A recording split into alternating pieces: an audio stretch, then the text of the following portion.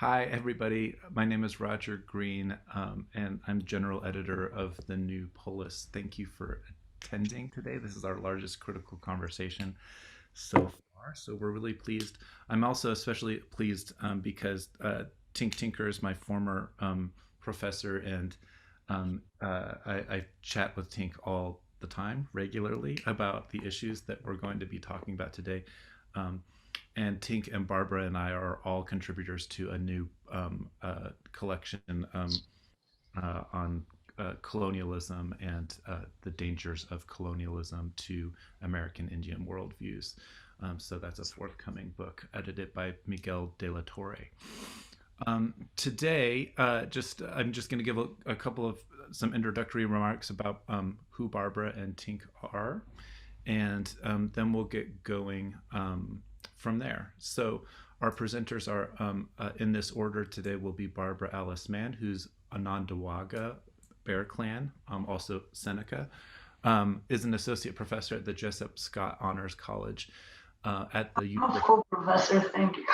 What's that? Full? I'm a full professor, thank you. You're full professor. Okay, I pulled it from your I got CV. So, Those of you who didn't have a chance to.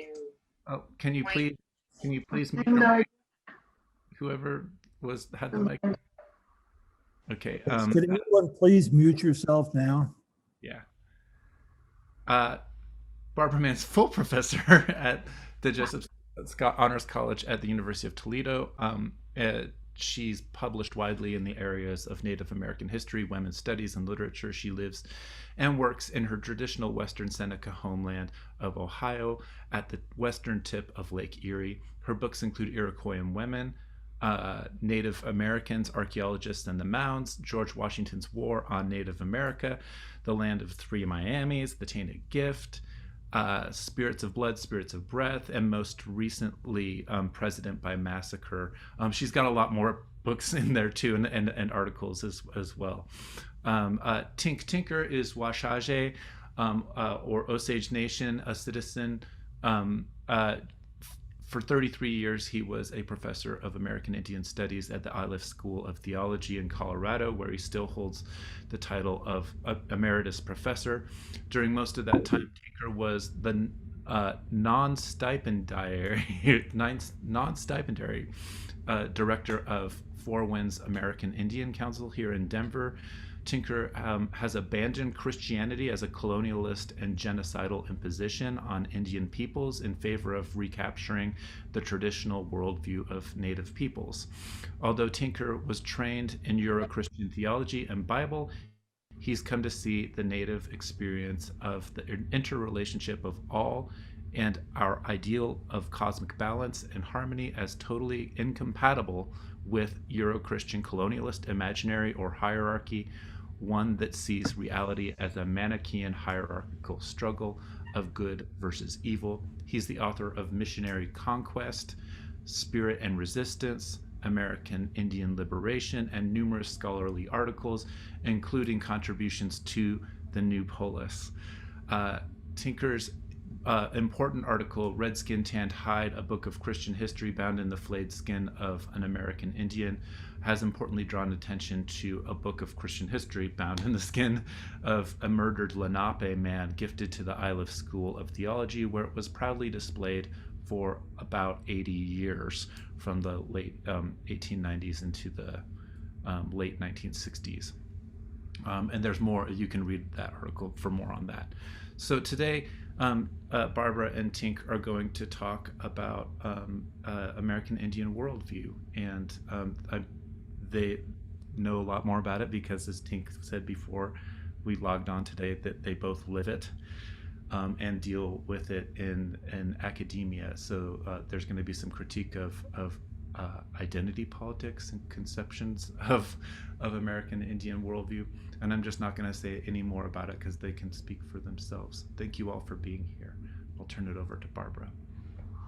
Hello, everybody. Well, I got up this morning and I decided to flip the PowerPoint on you. I got some screens that I think help illustrate the idea of how connected we are to land and space. So those are two really important concepts. Spatiality and land water are like part of the halves of the cosmos.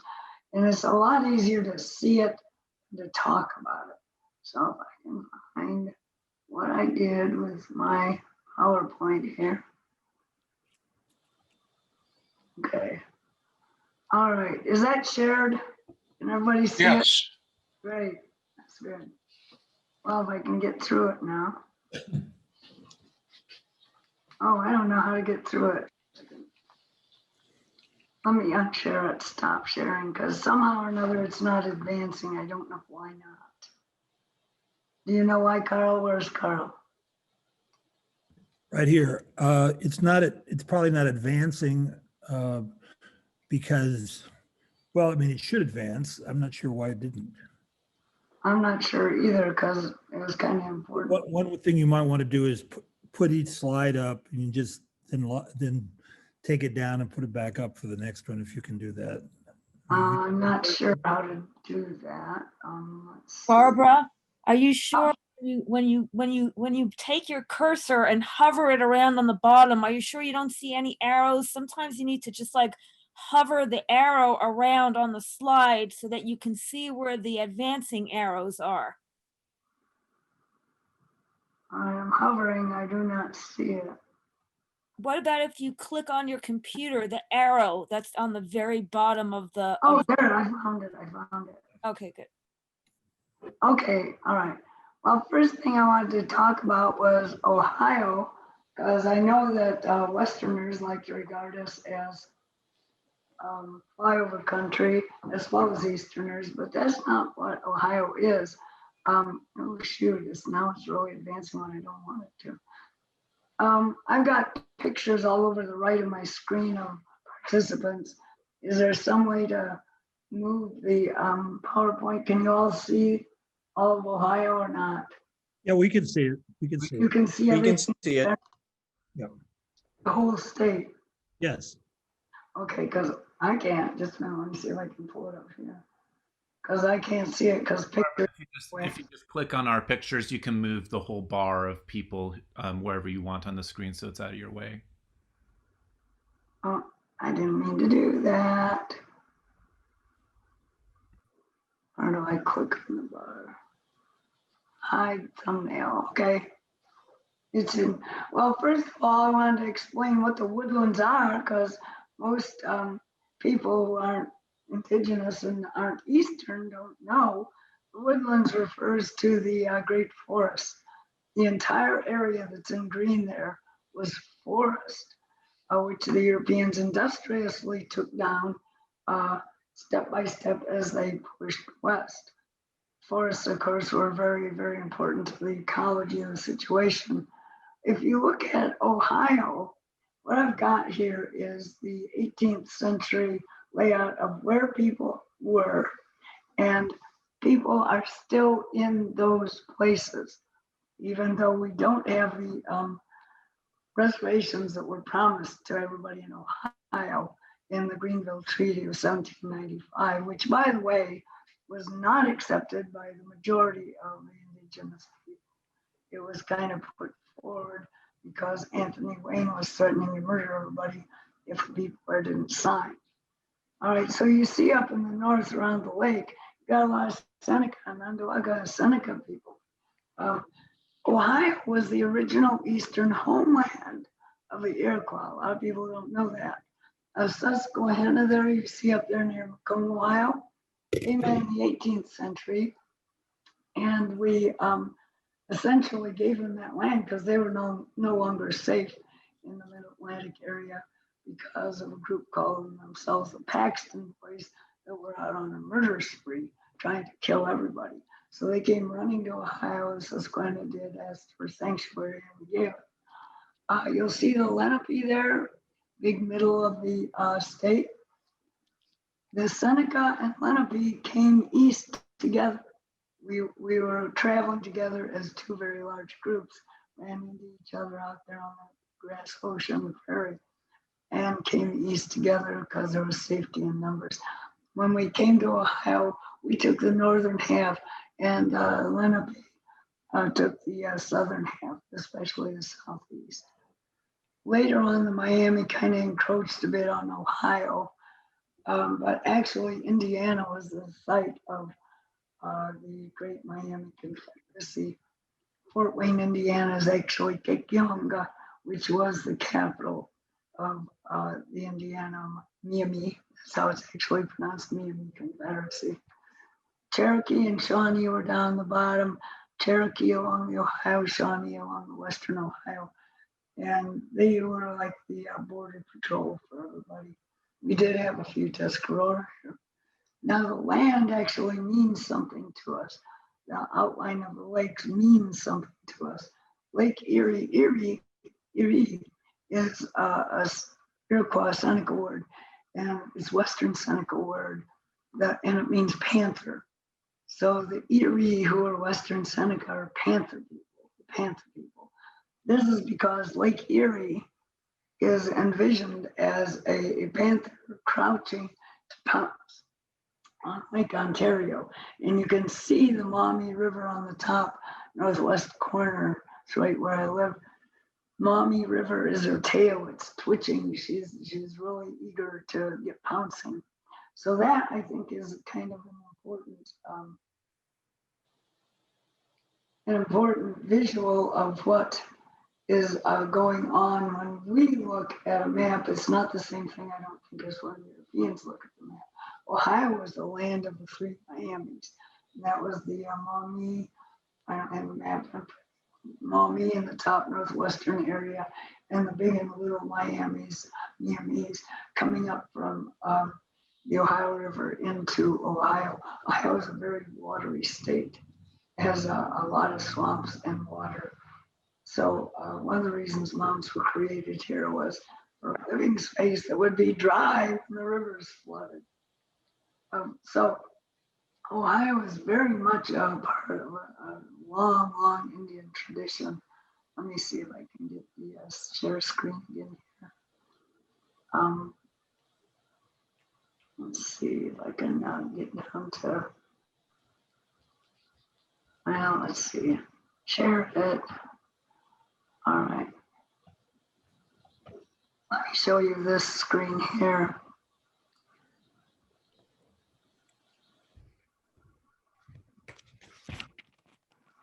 Okay, can everybody see the big map now?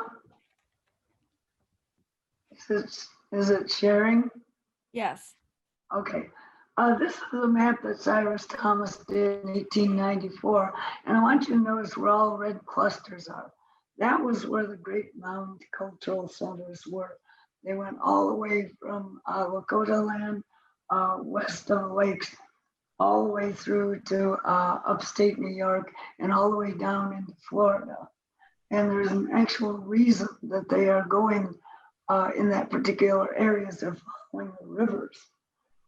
You can see that Ohio was right in the thick of it. Ohio was probably the most important central area for the mounds, the old mound cultures that, by the way, are about 5,000 years old. They've found remains of food, gourd foods, the various kinds of gourd vegetables that were clearly partially eaten. And you kind of don't do that and leave your remains unless you're actually living there, raising it, and eating those things. So this shows that one of them was dated to more than 5,000 years old. So whereas archaeologists like to say, oh, the mound cultures are recent, about 2,000 years, now they're more than 2,000 years. They go back about 5,000 years. You can see the interplay of the lakes here. There's Lake Erie, which is the cat about to jump on Lake Ontario, which is farthest to the east. You can see that the Indiana area was heavily mounded as well. Miami peoples, and that it was following down the rivers. By and large, all the mounds followed the rivers because having water to the east of the mound was very important for ceremonial space. Now, the archaeologists like to say, oh, the Ohio Valley Mounds and the Mississippi Valley Mounds and separate them out. We don't separate them out.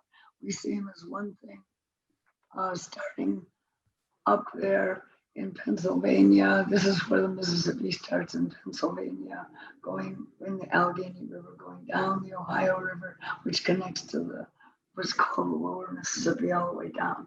That was the Mississippi River for us. And he's actually the great orange serpent. That's what I got next. I don't remember what I put next. Okay, so here I was talking about animal effigies. Stop sharing for a moment. Okay, so the landscape is meaningful to the people, and I know that's true for Tink too. It's not just the land that you're standing on, it's the space above you as well. And highest space above us is actually outer space. When we say sky, we mean outer space, out there where the stars are, not necessarily the blue atmosphere, because that belongs to Earth, that's still part of Earth. So spatiality is an entirely different concept from what it is for Europeans, who see it as entirely connected to a plot of land and this warlord or that one grabbing and saying they own that land. That's not how it works at all. Land and water is connected to women through the water for various obvious reasons of amniotic fluid. Air is heavily connected with men because the speech making was something that was given to the men. The sound vibration was given to the men. There's an old story that women could pull new life out of their bodies and men couldn't. And that was kind of disturbing to the men because they could pull things out of their bodies, but it wasn't new life. And so the men were feeling kind of depressed about this. And one got together and said, oh, what can we do to give the men a heartbeat below their heartbeat? Because that's what pregnancy is, a heartbeat below your own. And so the women came up with a drum, and that was given to the men so that they would be able to create a heartbeat below their own heartbeat, same as the women could. And so that made the noise. The drumming made the noise, and it's always a heartbeat rhythm of some sort. And so the men acquired their own little boy. And a lot of them call it little boy, that drum belongs to them. And if you put water in a drum, and men used to do that anyway, that sound will carry for miles. So obviously vibration in the air belongs to the men. That spatiality belongs to the men. So we see this as the two interactive halves. There's no fight, there's no Manichaean dichotomy. One's not trying to destroy the other. The whole point is, how do you cooperate with one another to make a better reality? So space and land and water are very differently viewed. Where I come from, in the way Europeans view it as a resource to be plundered. Tink, you want to jump in? Sure. Thank you for that. Very, very useful, Barbara.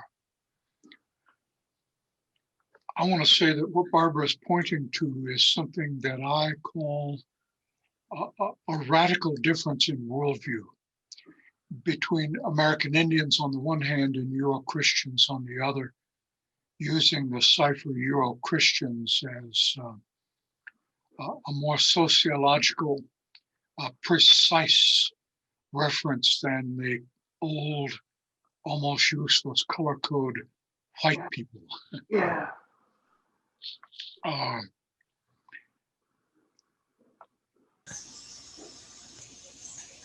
I've got a lot of students who come into my classes who because ILIF is a more liberal kind of school, who come in with these new age sensitivities and want to immediately claim my worldview is just like yours. And I want to say to them, no, sorry, but it's not, because worldview is something you're born into, not something you choose, like becoming a Presbyterian or a Catholic or a Lutheran or an Episcopalian, denominational choices one can make in the United States or even in Europe. But worldview is like a language that you speak. It's deeply, deeply inbred in the consciousness. More than that, as cognitive linguists would tell us, it's also deeply physical. And for Indian people, our worldview relates to the physical experience of being in the land in a particular place. That's what Barbara was pointing to in terms of mound culture, in terms of Ohio Valley and the larger eastern woodlands region and the mounds that were there.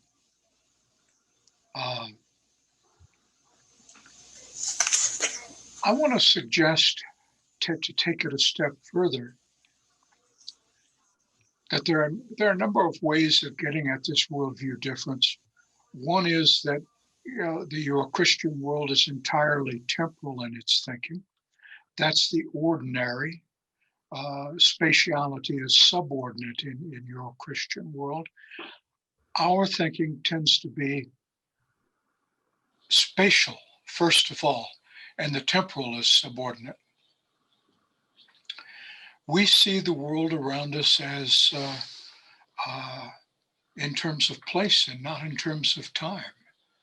So we're rooted in particular places. Our ceremonies are spatial. There are particular configurations of space that in fact Eurochristians may have had 1900 years ago, 1800 years ago, when churches were built with the altars to the east. Nowadays, of course, high churches like Episcopal churches can sometimes refer to the altar as liturgical east, even though it's actually north by northwest, because they build the churches depending upon the urban configuration of the property that they're building on, not in terms of any real physical spatiality or directions of the earth itself. That's one example. More recently, I've argued that a fundamental basic difference between the two can be determined linguistically between the languages of American Indians and Eurochristians. Eurochristians live in what cognitive linguists call an up-down image schema. The cognitive metaphors build upon, again, George Lakoff would say, the physicality of being upright, of standing up. The problem is he imposes that nilly-willy on everybody when it doesn't work for Native Americans, for American Indians. Because our basic imagery isn't up-down, but what I call collateral egalitarian. It's horizontal instead of vertical. Because for us, it's that physical relationship, not just to the land, but to all living persons on the land. And by living persons, I mean to always include the non-human persons, the mountains here in Colorado, the trees, the rivers, the lakes, the buffaloes and the squirrels, of course, the eagles and the sparrows, all those people are part of this collateral egalitarian world that we share, so that the Euro-Christian up-down image schema immediately develops a notion of anthropocentrism, where human beings are in charge. That doesn't work in an Indian environment. Humans are not in charge. We're just like everyone else, along for the ride and have our responsibilities back to the rest of the people who share the land with us. Our responsibilities to the buffalo, who then in turn fed us as Osages our responsibilities to the mountains, who in turn connect the land people with the earth people, sky people, the land people with the sky people, because the mountain is the go-between between earth and sky.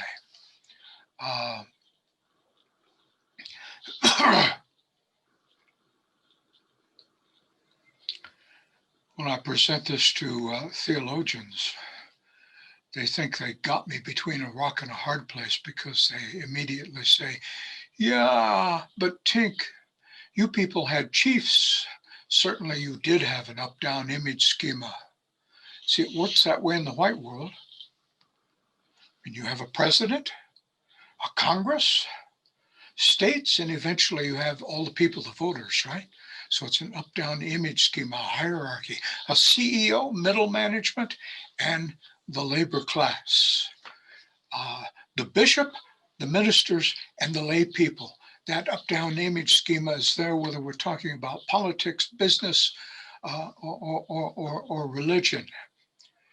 And you Indian people had chiefs. And I tell them, yeah, we were better than that. These people you call chiefs, we had 2 of them in every village. And they took turns every other day being in charge, like having Donald Trump on Mondays and Hillary Clinton on Tuesdays. That, of course, causes a ripple of laughter that you can't get in a Zoom meeting. But then they suddenly realize there must be something else going on in this person that we Osages call Gaiega, other than what the English word chief seems to indicate. Yeah, the role of the Gaiega, the two Gaiega, is to reflect back the consensus of the people. And the minute they stop reflecting back the consensus of the people, they out of a job. They're no longer useful to the people. So we don't have that up-down hierarchy that results in an autocracy that can even challenge the validity of an election, right? There's a whole lot more to this. I can talk about other things going on in our languages that just don't cross those worldview boundaries. Early on, 2 decades ago, Barbara in Iroquois Women pointed to the fact that Indian languages don't have any word for evil. We don't experience evil until the Christians bring it with them. That's when we begin to experience evil in the world, is through the missionaries, the Christians, and their armies, of course, and the genocide that they bring with them, and the notion of the Canaanite, the invasion of the land of Canaan that they bring with them from the Old Testament, that allows them to kill us willy-nilly in order to take our land. We have no word for sin. The worst thing you can say in Osage about anything is biji, biji. I say it all the time to my daughter's dog when I walk the dog, when she goes into a neighbor's little front garden area. Biji shunge. Bad dog. Bad. So I stub my toe. Biji, that's bad. My father died. Biji, that's bad. Or bijion, that's really bad. That's too bad.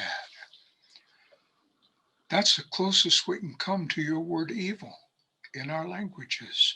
And that's critically important because it begins to spell out the distinct worldview difference that we, and this is what I said to Barbara before we got on air, which she and I live both in our day-to-day world and in our academic lives.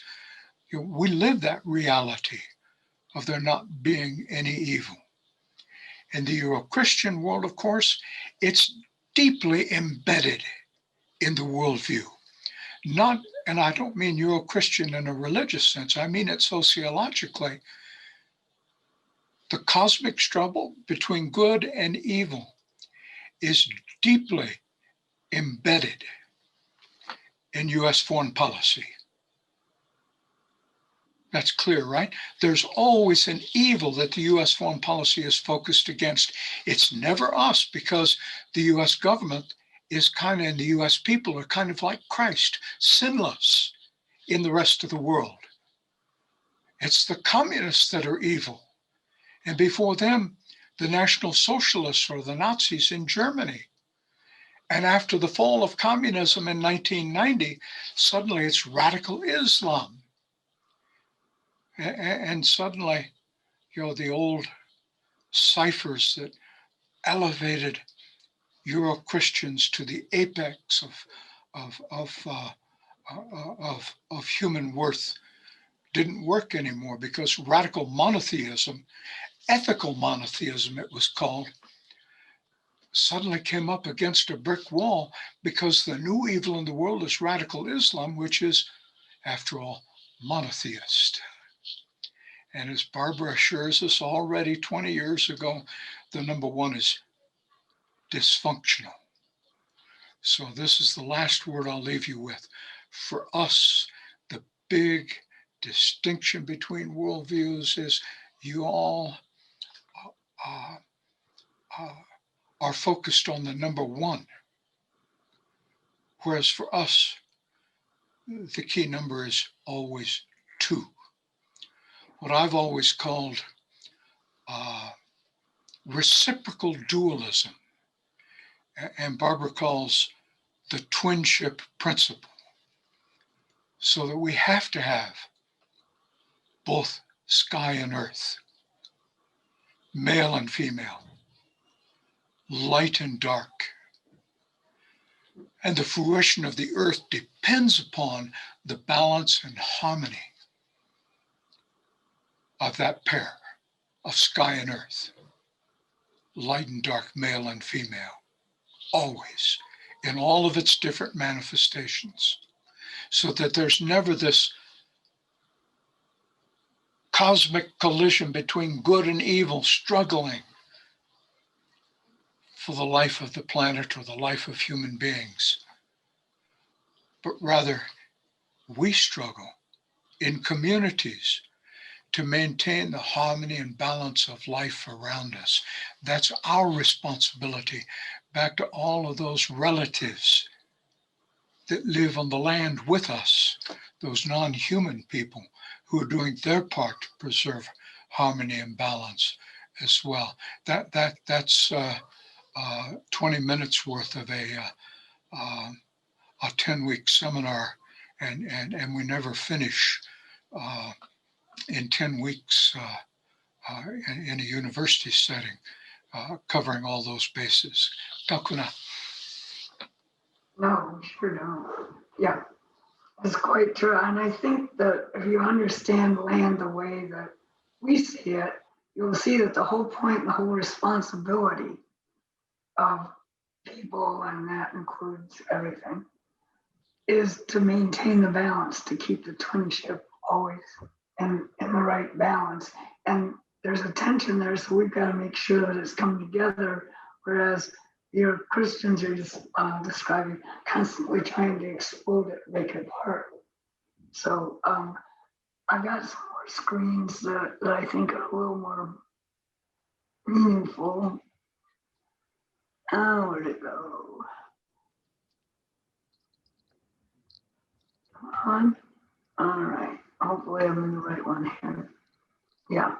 Okay, what I wanted to do was talk about the way that we have government, and that's quite right that you've got the dual chiefs. And in fact, it's not just one set of twin chiefs. You've also got the women who have their own chief system. So you got we parse out as kind of clan and national. National means the spatial, clan means the blood. So you got blood and breath going on there. So the men have their two, women have their two. And the whole point is the grandmothers and grandfathers exchanging information to make sure we're on the same page. One of the things that are going on are the mound structures here. There are a lot of effigies, and they're pretty important for understanding the way that things are seen.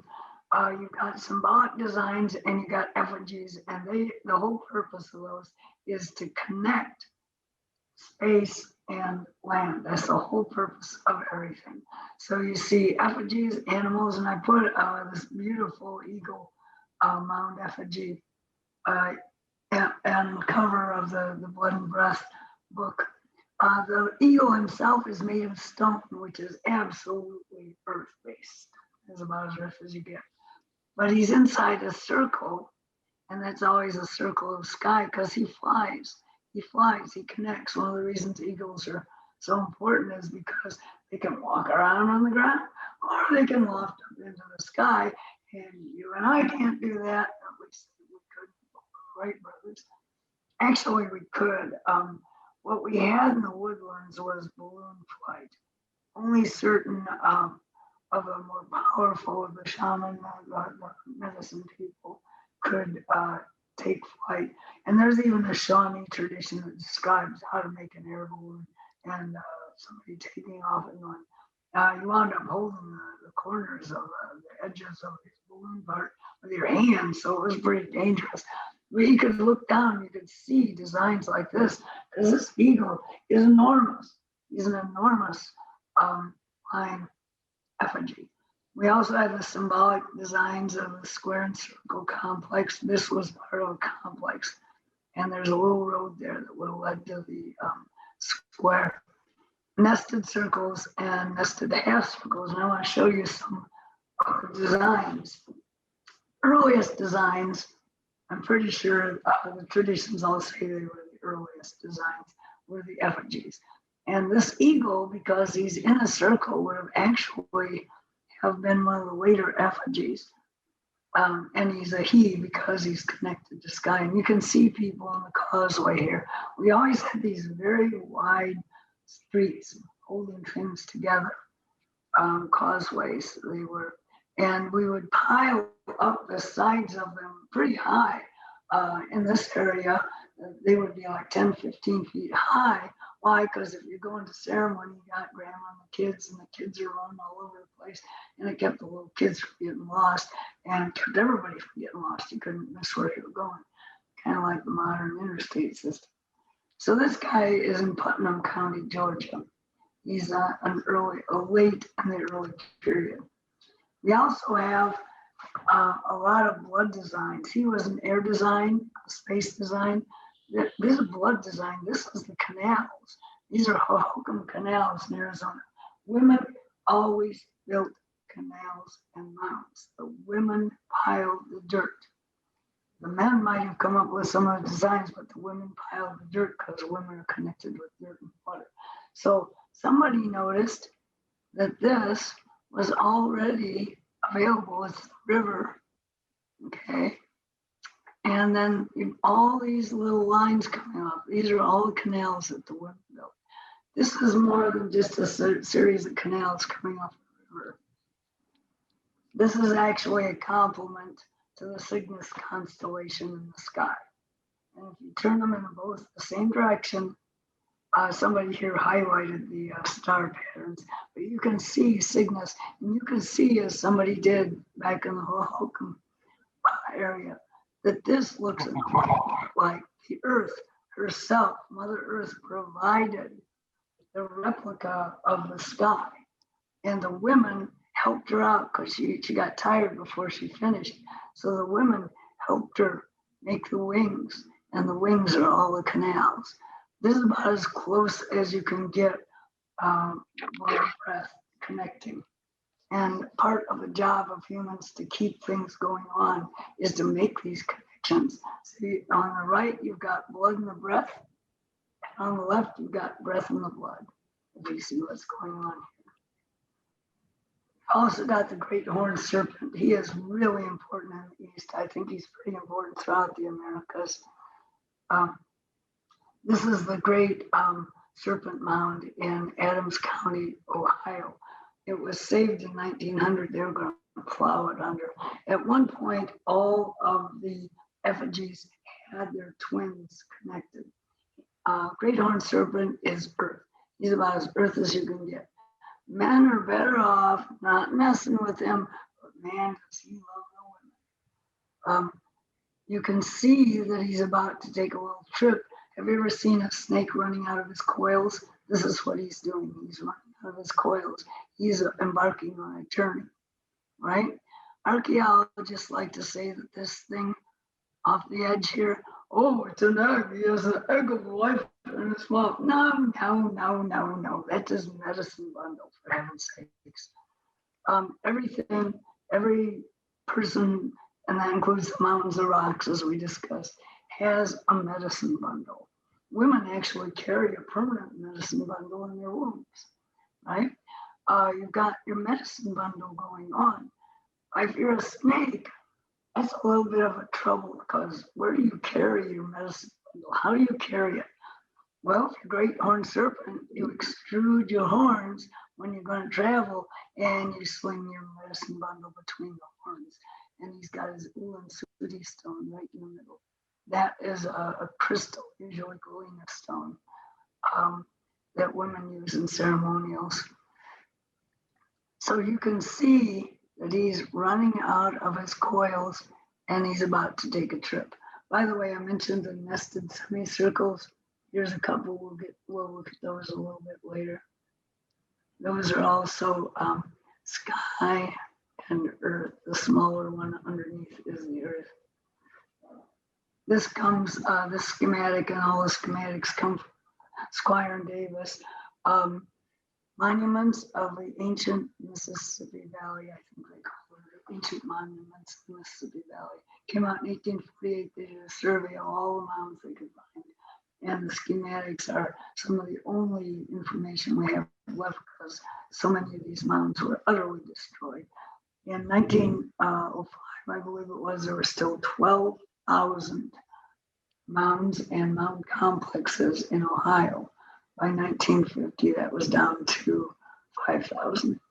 So that's how quickly the Americans just destroyed the mounds. Okay, now, Great Horned Serpent is connected with sky. You can see his solstice alignments, and you can see his lunar alignments. People have worked these out. This isn't a matter of speculation. Depending on where you stand during ceremony, you can see winter solstice, the equinox, summer solstice, sunset, and at sunrise. Very important times of the year. And not the least because if you're a farming culture, you kind of got to know when to start planting. Here you've got the most important sight line is right through of his medicine bundle and right through his Ulan-Sudi stone, which would have been right in the middle. Okay, and you can also see all of the different moonrises going on. Moonrises were really important. And in fact, the people that built most of the animal effigies in Ohio, their name was actually the Moon-Eyed People, because they spent most of their time looking at night sky to construct this sort of thing. All right, I told you that we do not see the Mississippi River the same way the Europeans do. In fact, we see it as starting at the Allegheny River, which is right up here in what's now Pennsylvania. You can see him running here. See it running, and then it connects with the Ohio River, because the Europeans gave them all these names, separated them out. And then it connects with what's called the Lower Mississippi, except we see it as all the same river. And look at, you can see it on the map here. The Indigenous Mississippi, starting way up here in Pennsylvania, going all the way through here, and all the way down to the Delta, right? That's the Great Horned Serpent. Saw him running out of his coils in Ohio. This is the trip he's making. He's coming down all the way down to the Caribbean Sea. So he's traveling south, and his horns are the Mississippi Delta, and that so-called egg, his medicine bundle, winds up being the Caribbean Sea. we knew what the landscape looked like. Here is an actual aerial of Mississippi Delta, here and here. And here you see this little shallow area. Okay, look at what's going on here in Ohio. You got his horns, and you got this shallow area indicated. That's the opening of his medicine bundle where the egg is emerging. That's what they call an egg, but it's emerging. And so you throw the stones into the water. That was really important. Okay, are the troops getting restless? We can stop sharing for a day. The troops are feeling restless. All right, do you see how these things are? Restless. The troops are riveted, not restless. Well, I want to give jump in. And folks, now I think at this point, anybody who wants to can start kind of putting questions into the chats, and I want to draw attention to a couple of other Native folks in chats who gave some of the worst things that you can say in Cheyenne or in Lakota.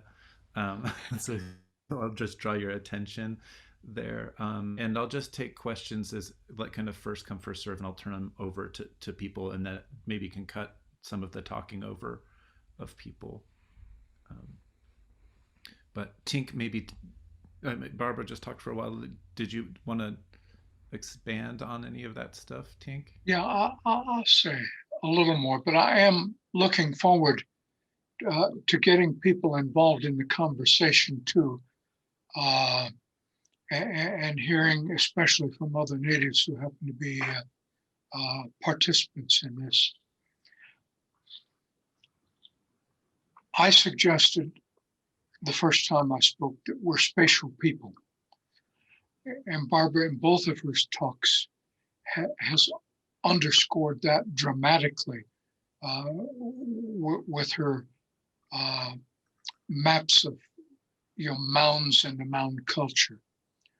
And it's interesting that for us, relationship to the land is really key. Harmony and balance with the land is key.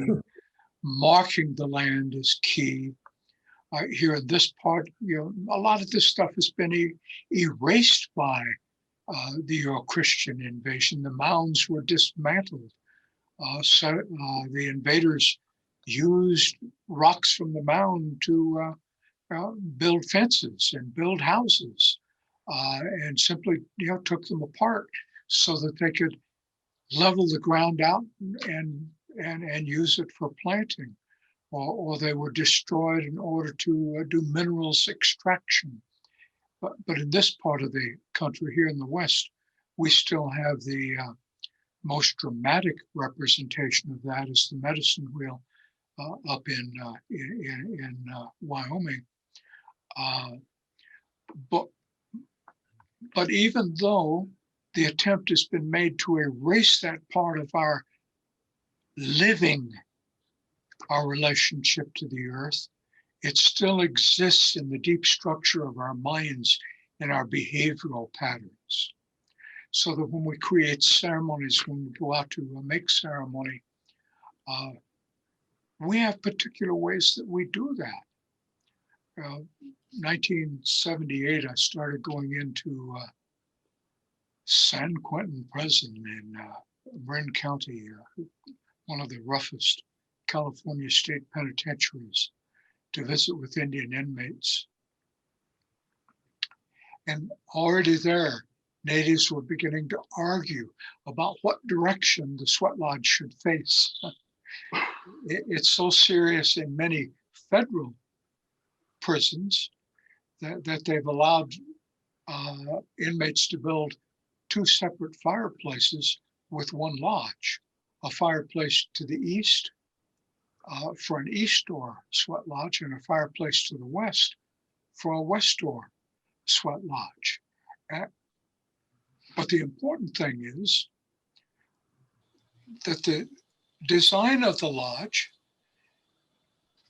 is circular, with openings either to the east or to the west, and with the fireplace to that direction, so that the line of the sun is exactly the line that you draw from the fire pit to the stone pit inside the lodge.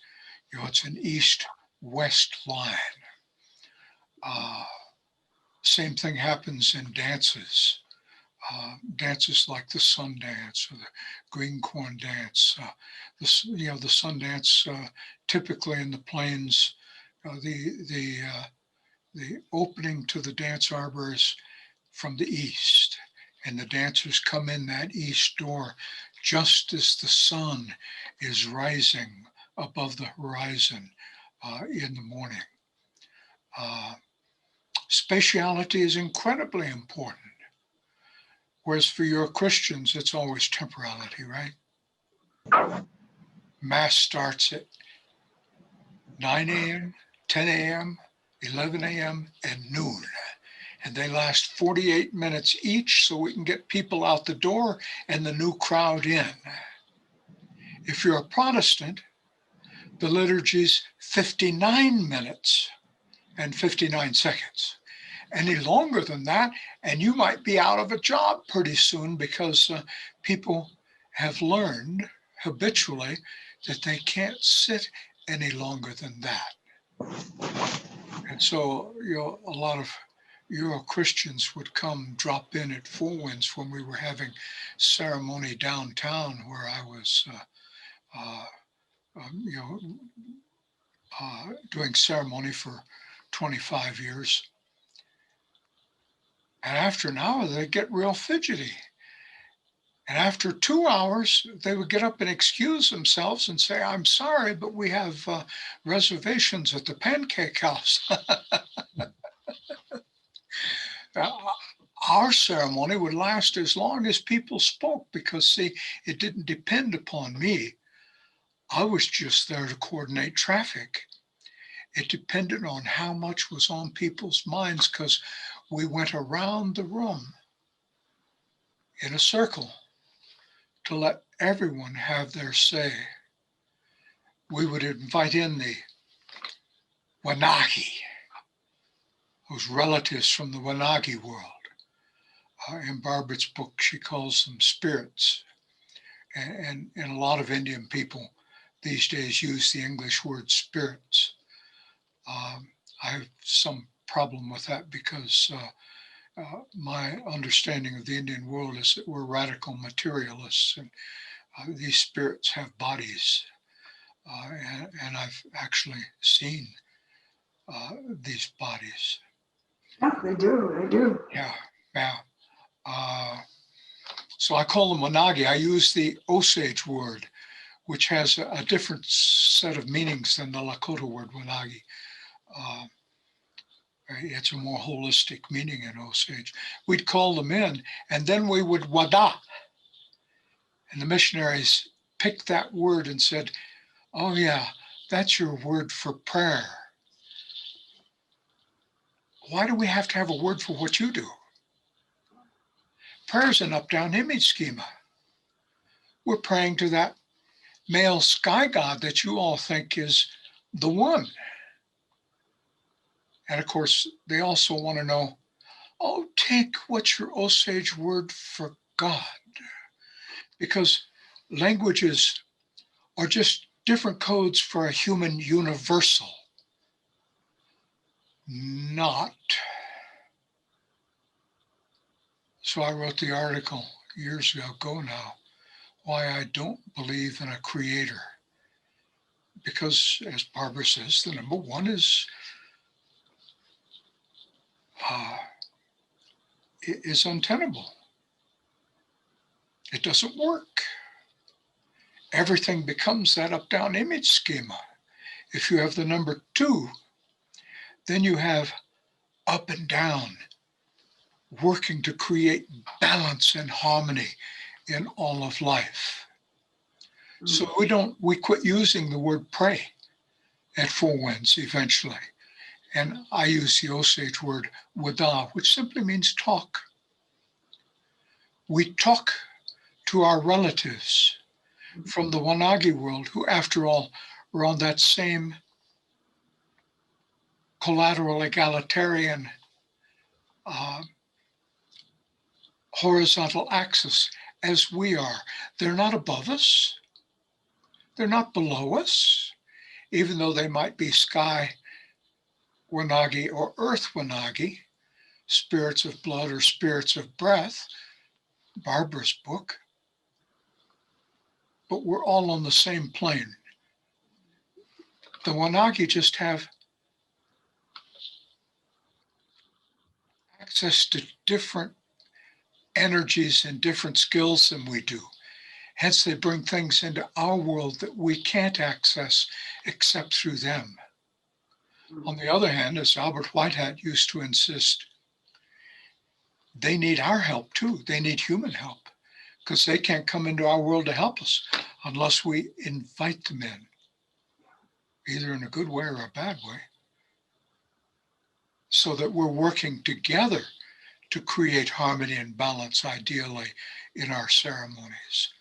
Wada, we go around the room and everyone would get a chance to wada, talk to the Wanagi. And that meant we could go a long time depending on how much was on people's minds. After 9/11, when those buildings came down in New York, people of Four Winds spent 3.5 hours wada in ceremony, talking.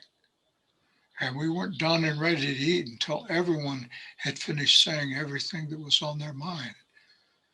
As my colleague here in Denver, Glenn Morris, is fond of saying, in the Indian world, there are no bosses, no up-down image schema, no hierarchy.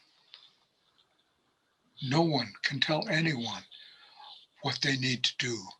We can only encourage one another, make requests of one another. Even when I wanted a ceremony 25 years ago, 30 years ago, and went to a Shichangu medicine man, his name was Eagle Elk, Joe Eagle Elk. And I said to him, Joe, do I need to offer you a pipe? And his response was telling. I mean, in terms of worldview, in terms of collateral egalitarian, he said, no, you don't need to bring me a pipe. In English, he said this, you could go find a red willow stick about that long, as big around as your pinky, and you could cut it. And you could strip the bark off of it, and you could paint it red, and you could tie a red tobacco tie on the end of it, and you could bring that to me and tell me what you want in ceremony. There were no imperatives, go do this. He wasn't telling me what to do, but I knew that his Wanagi weren't going to come into his ceremony and help me unless I followed that protocol. Interesting stuff, very interesting stuff. I'll hold up there and see if we get some input from other people. Yeah, and I'll just want to invite, because Sheldon and Gracie, you've both made comments in the chat box. I just wanted to give you a chance to join in the conversation. Echo. Sure. Hello. Good morning. It's a good day today, and I want to say thank you so much for having this time, and I'm really grateful to be a part of this discussion this morning. And thank you, Barbara, and thank you, Tink, and thanks for everyone being here today. And I wanted to just say that I want to acknowledge the traditional homelands of the tribal nations that we reside on in this area. of Colorado. Give Away. thanks to those relatives and to our ancestors for allowing us to be here and for taking care of this land. I just made a few comments in the chat, and I just wanted to talk about, I appreciate this topic about the differences of worldviews, because we're constantly faced with this as a Lakota woman, and every day always faced with contradictions or contrast or even conflicts of worldviews. And so I think a lot of my interest lies in how do we navigate that, and how do we help our young people and students to navigate that, as well as people that are our allies. How do we bring them to the understanding of our worldview, and not just the understanding, but the recognition and the respect. One of the things that struck me about Barbara, about your PowerPoint, I love it. I love the images that you provided about the cosmology, because all of our beliefs, for the most part, this world mirrors the spirit world. So everything that we have here is a mirror of the spirit world. And I think that just displayed so much of my belief system also. And, the Black Hills and the sacred and the holy place of the Black Hills, we call that the heart of everything that is. Not just in the physical, but in the spiritual, in the cosmology.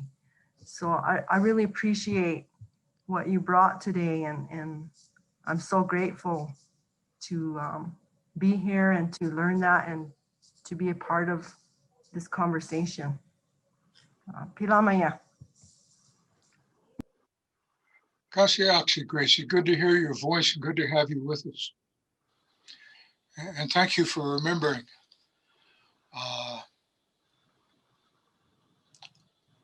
that you and I and Roger and others are sitting on Cheyenne and Arapaho lands that Lakotas and Osages also traversed regularly in this city of 2 or 3 million of invasive peoples. Mm. Mm. Oh.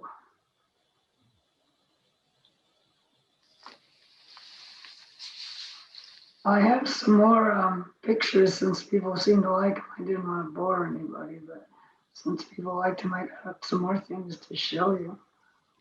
Let's see, where did I go? All right.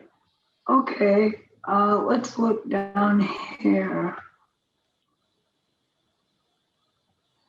We have a place in Ohio.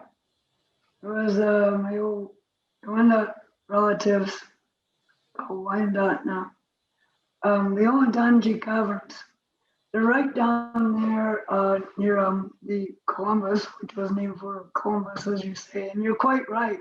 A lot of the mounds were built with stones, and not just rocks you would find in the river, shaped, square, very heavy stones. And there was a magnificent mound in what's now Columbus, Ohio, and it was built entirely of stone. The settlers it was a pyramid actually, and the settlers were so upset about it in the 19th century that they took down the entire mound, the stone mound, the pyramid, because their stories said that we were too savage to build anything like that, let alone have a plan that included squares and circles. So then they used all those already cut and beautifully shaped stones to build the first capital of the state of Ohio, as they called it. And Ohio, by the way, is a Seneca word. It means a beautiful river. So they built their capital out of those stones that they took from the mound they destroyed. And then that capital burned to the ground because the spirit people who were in those rocks did not like that use, I think. In any case, Onondawaga Caverns is near Delaware, which is right near Columbus. Delaware was a very old Cherokee area, but the one that used this cave, the Onondawaga Caverns, and I want you to take a look at what it looks like here. There's like a 60-foot drop. It's a very strong drop, and people used to go down a rope. Very important in traditions in this area because you have the two spirits, and I know that New Agers have taken that and made it something it's not. But everybody has a spirit of blood they got from their mother, and the spirit of breath they got from their father. The spirit of blood comes from underground and goes back to underground. So there's that drop back to underground. And babies that haven't been born yet are depicted as little smiling faces looking up from underneath the ground, waiting for a woman to walk over so they can jump in her feet and then slide up to her womb. So the little babies would be down in this kind of an area. There were ceremonies that were held here. I want you to take a good look at how this is. And of course, they would call this the crystal room and the tower room. They had a couple of different names. And the council chamber. This was all, names they slapped on it. But I want you to take a look at reproduction, female reproduction. And I want you to take a good look at where the ovaries are. I want you to take a good look at the cervical canal. I want you to take a good look at the uterine cavity and the fundus and all of that. Now I want you to look at the cave again. All right, Mother Earth as womb. That's where all the babies are waiting to come back up. This is where your blood spirit goes when the body disintegrates. And I want you to look at the fundus. I want you to look at the ovaries. I want you to look at the cervical area, canal coming in, right? I want you to look at all of this. We knew exactly what this was. You can go down into those caves. Of course, they built steps down now, but some Wyandots do run it as a tourist area.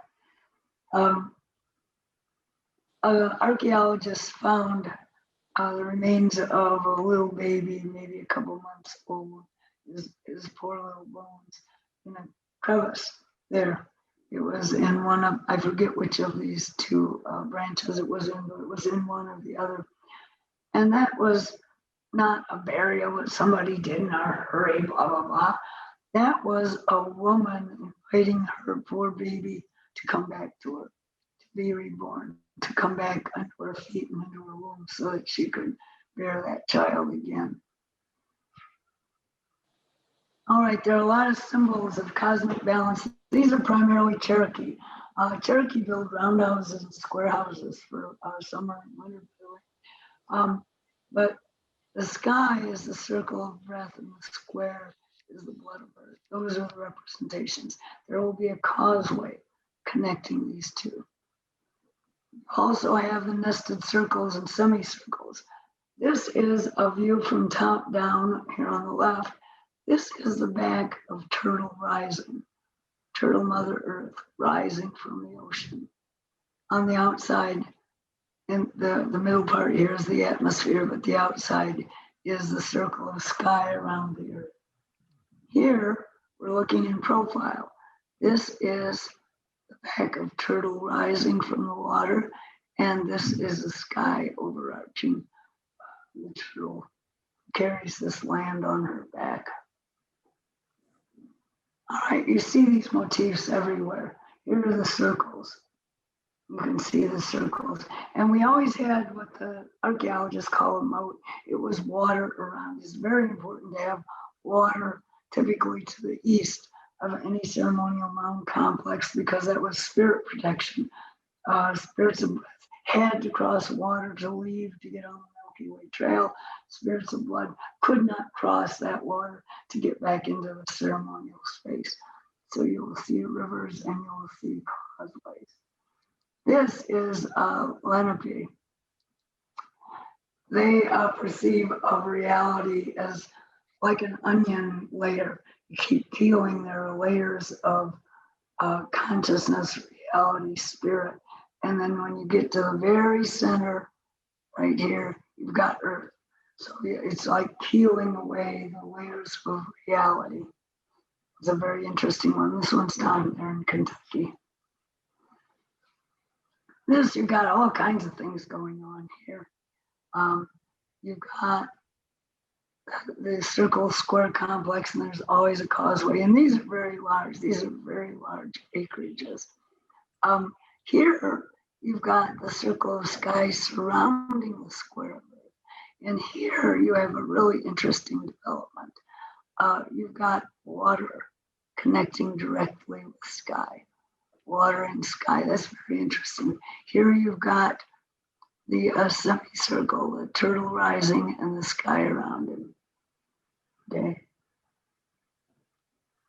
Here, this is a very huge, important mound ceremonial complex at what's now Newark, Ohio.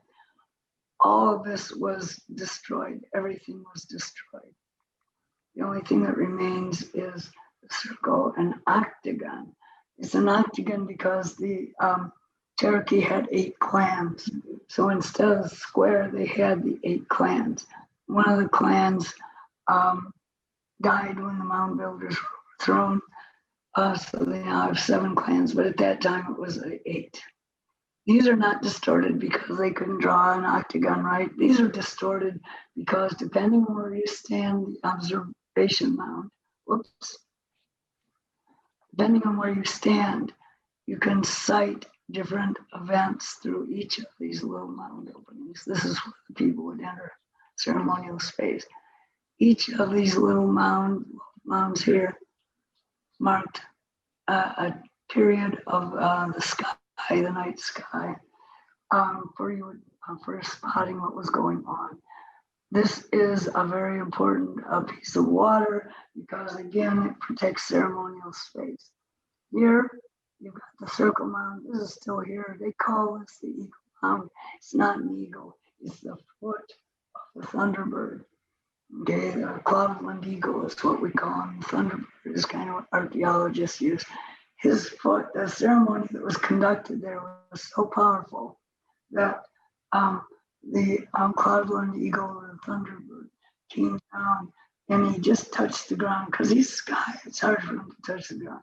He touched it with 1 foot and it was so powerful that when he rose back up, the mound rose up in his wake. Okay, here's the causeway leading to the connected square. All that was destroyed when Euros put their railroad through. These are burial mounds. They just totally destroyed it. And what they did, according to the records, is they took all of the burials and all the bones and they just threw them into the mounded area to support their railroad. This railroad, which is no longer there, was built out of the bones of people. Some of these little circle mounds are still there. They've actually found burials in this area. But this circle octagon, one of the oldest, most important heritage sites in the world, it's on the World Register, is a members only golf course that we've been trying to get off of there forever. It won't go anywhere. They refuse to move it. This Mother Mound, I call it the Mother Mound. It's Mother Earth. Look at Mother Earth holding in her arms, circle and square. That is absolutely beautiful. These are water motifs that you're seeing there. So Mother Earth, Turtle Mother Earth, she's holding the circle and the square. That's really powerful stuff. All right, just the last one. This came from an art show down there, Newark, that we held. And these are all things that were made by people from this area. My granddaughter had one of these. My daughter was given that by a Shawnee woman. It's where you put the child's umbilical cord after it's born, because the umbilicus is very important for connecting you to the earth. This, I love this obsidian, red obsidian knife with the deer handle and one of the men carved. Here's another one. I think this one is the most beautiful. In any case, I will stop sharing now. Stop the share. Okay, so those are some more indications of how the earth connects to humans, connects to land, connects to animals. You have the eagle, the cloudland eagle, which is the Georgia monument as well. And you also Carl, I can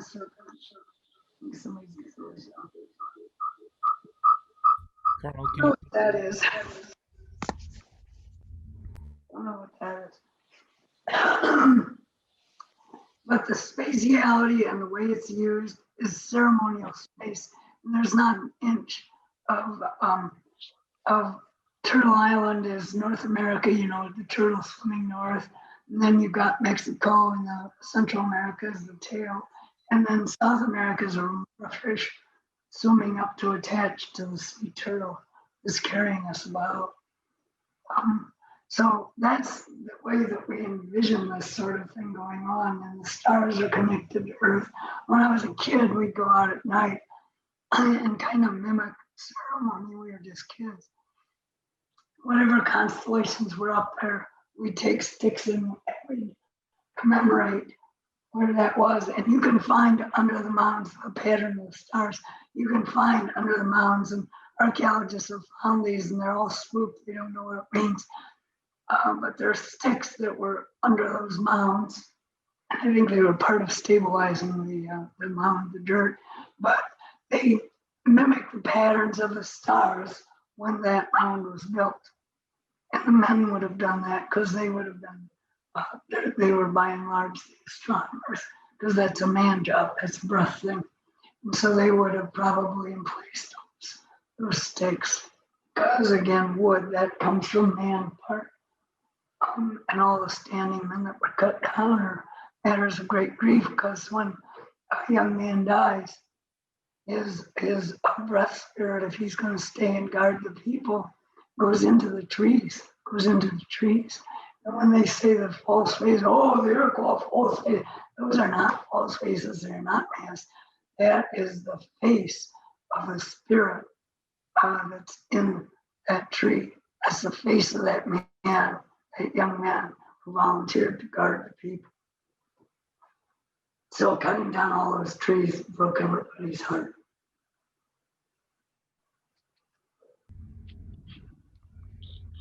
as we're waiting for more comments here, Barbara, I'm reminded that you, in our conversations about this talk, you expressed that I share that you're Bear Clan and that Tink is Eagle Clan, and that's important. So I wondered if either or both of you could speak to that. And if anybody has questions or comments, please share them in the chat. Yeah, the clans also show the two halves. And it's a nice combination of breath and blood going on there. The bear is very important. Critter, of course, he's very heavy medicine. And so being a bear and a panther is a nice balance all by itself. Tink. For us, both bear and panther are earth clans. Well, panther would be sky because he hunts in the forest and jumps and, you know, getting off the ground thing is. But both bear and panther clan, and we have 24 clans. Mm-hmm. So bear and panther are the two clans that are invested with the spiritual responsibility for protecting the people. Yes, bears are protected. Eagle is also an earth clan.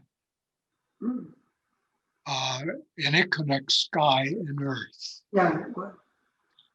And interestingly enough, Buffalo is the sky clan. Now, we in my household, We connect sky and earth because we're both eagle and buffalo. As Barbara knows, and Roger, and a lot of others of you, Jill, and Dan and Beth, 8 years ago, we adopted a close relative, my brother's granddaughter, who is Buffalo Clan, Doka Utele, Buffalo Bull Clan. So we have both in our household. And when we took her in, even though by adoption she's now Eagle, she was named in a ceremony into the Buffalo Clan. Her name is Dope. They won't gaze upon her. By her grandpa back on the Osage Reservation in ceremony.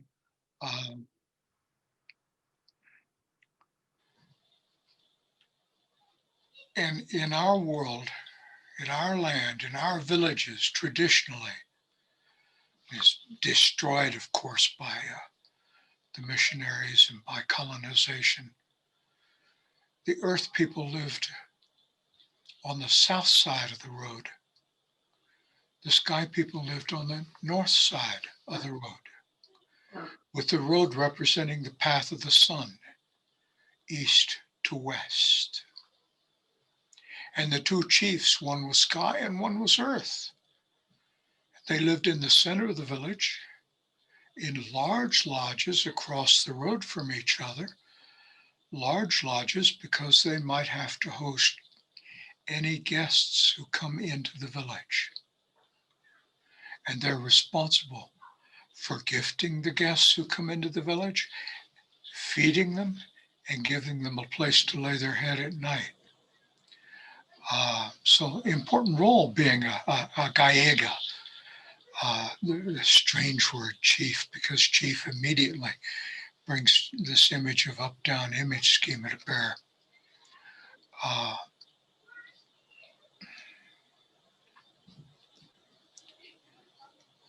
But because my daughter was born into Buffalo Clan, Doka, the Buffalo Bull Clan, Doka Utsele,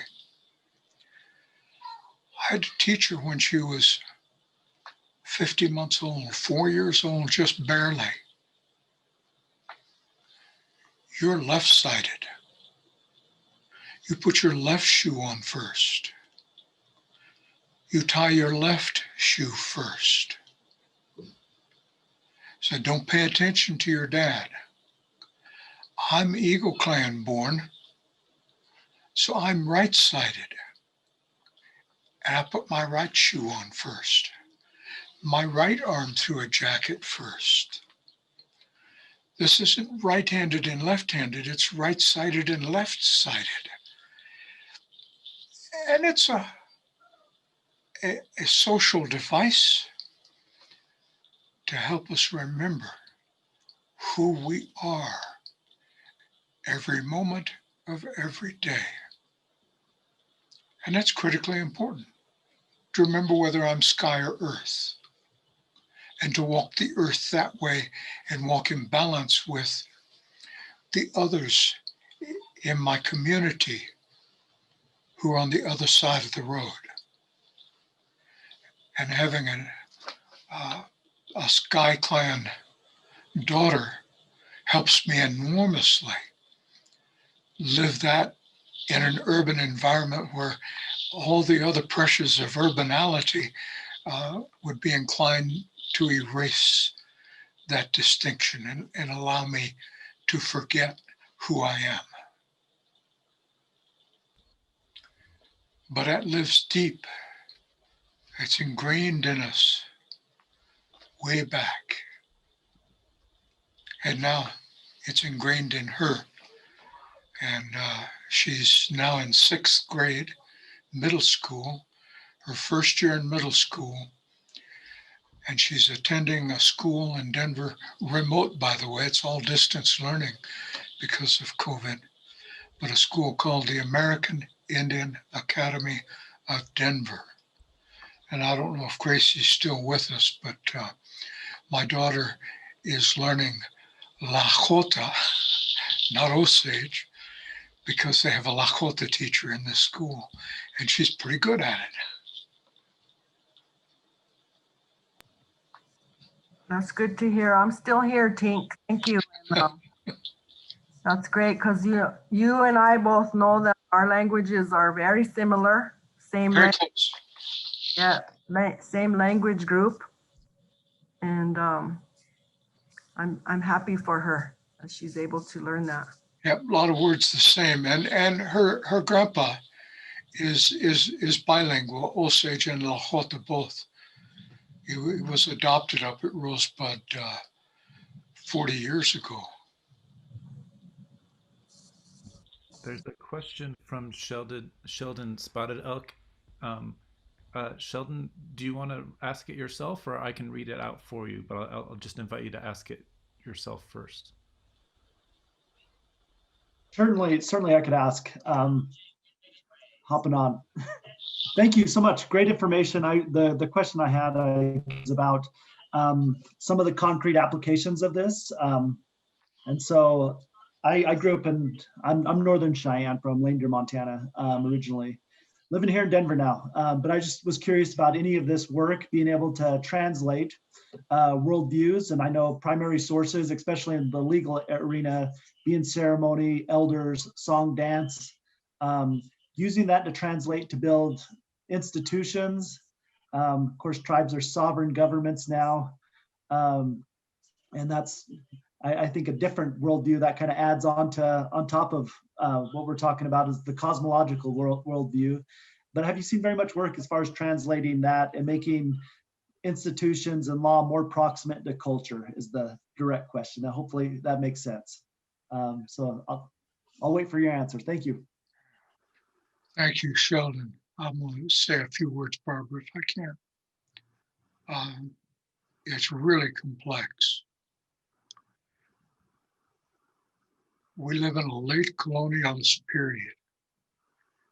And you kind of named the complexity by naming tribal governments.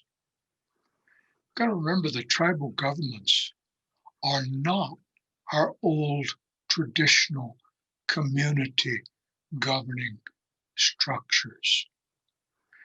Tribal governments were created by the colonizer, by the US government, particularly in that 1934 Indian Reorganization Act. I never use the word tribal unless I'm talking about a colonialist tribal government. I much prefer what the Osage Nation calls itself today as Osage Nation. They slip up and start using the word tribal because we passed a new constitution a decade ago. The last article of the new constitution said, this constitution will take effect as soon as it is approved by a majority of the Osage plebiscite and is approved by the Bureau of Indian Affairs. What? Approved by the Bureau of Indian Affairs? The US government? I raised the objection and was told, Tink, please argue the point after we get the Constitution because we really need to get this Constitution. We ain't sovereign. We're something called quasi-sovereign. Or as John Marshall said in an 1830 Supreme Court decision, a domestic dependent nation. Whatever in the world that is, he made it up. He made it up out of whole cloth. It didn't exist until that moment. And now we're the living reality of it because we think tribal governments are sovereign. And tribal governments are no more sovereign than the city of Denver or Arapahoe County or the town of Elizabeth, Colorado. It all comes under that hierarchy, right? That up-down image schema. Here's the US. There's Colorado and its sovereignty. There's the county and its sovereignty, the city and its sovereignty, and Indian reservations are down here at that level of sovereignty, which means we ain't very sovereign. We get to make choices about stuff that the US government concedes to us to make, period. I don't concede that point yet. I've been fighting it for the 76 years that I've been on this earth. And I hope that my grandkids will be fighting it long after I'm gone.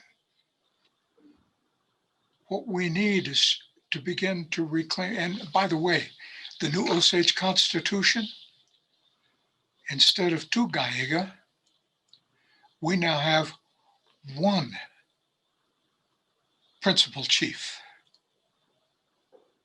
A principal chief, an assistant principal chief, a national Congress, a national Supreme Court judiciary. That pretty much looks like the US government to me. It's unicameral, not bicameral, but we have modeled our government after the colonizer. There are other words, but we're in public, so I won't use them. Stuff like cow manure. That's really what it is. And we think we've got something because we've got self-governance. We don't have the freedom to determine our own people's future. The United Nations has ensured we don't have that self-determination factor when they approved that document on Indigenous peoples. We really are internationally, globally, Indigenous peoples have an inferior sovereignty to that of this artificial plastic entity called a nation state that claims territorial prerogatives over their native territories, over our native territories. So I guess I have another agenda, Sheldon. Namely, when I'm arguing the difference in worldview, I'm beginning to lay out what I think might be helpful even to our colonizer relatives in terms of their need to correct the radical imbalance that they've caused in the world through 528 years of colonization. And through the 500 years or 1500 years before that of violence on the European continent and throughout the Middle East, the so-called crusades to reclaim what they think is their territory, but it's no part of Europe, but Jerusalem from Muslim occupation. By then, of course, it was a Muslim homeland. It wasn't Euro-Christian, even though there were still Christians and still Jews in that part of the world. It was simply conquest on the part of Christian kings in Europe. We're still involved in that. We're still involved in treating the earth as if it were just there for human convenience, for us to use and abuse and to use up. So extraction industries happen even on our reservations where we're supposedly sovereign. And Osages even allow it because we've learned to deal in this abstraction called money, currency, rather than feeling the relationship directly to the land. So there's a pipeline now that cuts all the way across the Osage Reservation. And unlike our relatives up north, Osages were glad to have it come through because the allotment holders of the land got a kickback from the oil companies whenever the pipeline crossed their land. I want us to begin talking about coaching our colonizer, Eurochristian, Christian relatives in a different way of feeling the world, of experiencing it, a different sense of physicality, where we can begin to rein in on what we see as this economically necessary need to rip up the earth to extract coal, iron, oil, natural gas, whatever the mineral of need is at the moment. And it gets worse with the invention of high-tech technologies where we need precious metals to build all the electronic technology for a laptop or a cell phone. We can coach them on a better way to live in harmony and balance with the world around us. Tink, thank you for bringing that up. I wasn't going to get too much into it, but Ohio has no reservations. You read the Greenville Treaty, we were promised them, but you know what happened? All the diehards came to Ohio, and we put up a resistance that they really had to think twice about. It took them another, let's see, from 1783 until it was about after 1800, it was like 1817 before they got the last area of Ohio, which was our reservation. They took it all, and they were so mad at us for putting up that fight that nobody got any land whatsoever. Some of us were enrolled, and they kind of played with that in the 1950s because, well, you're not on a reservation, you're not an Indian. Okay, what's going on here? I would like to put in a good word, by the way, for the great law, the League, because the U.S. government is actually patterned after the government we created, except they left a few things out. Everything was bicameral. The men had younger and elder brothers in their councils who had to talk, come to consensus. Women had the elder and younger clans, and their councils had to reach consensus. And then the four had to reach yet another consensus. The women alone controlled the agenda. So there was that little bit of hierarchy. Men could send it forward, but if we didn't want to talk about it, nothing moved. Okay, by the way, if you get out to outer space, the men have the age because space is a breath element. But women had total control of their own affairs, and women alone controlled the land. In 1848, U.S. government passed laws abolishing the League, and that was in retribution for preventing them from going past our areas for 250 years. They imposed their own form of government in 1848, which totally disempowered the women, who had been the strongest advocates of you can't have land. 1868, they made it even stronger. Women in West Virginia didn't even get the vote back till like 1968, 67 or 68.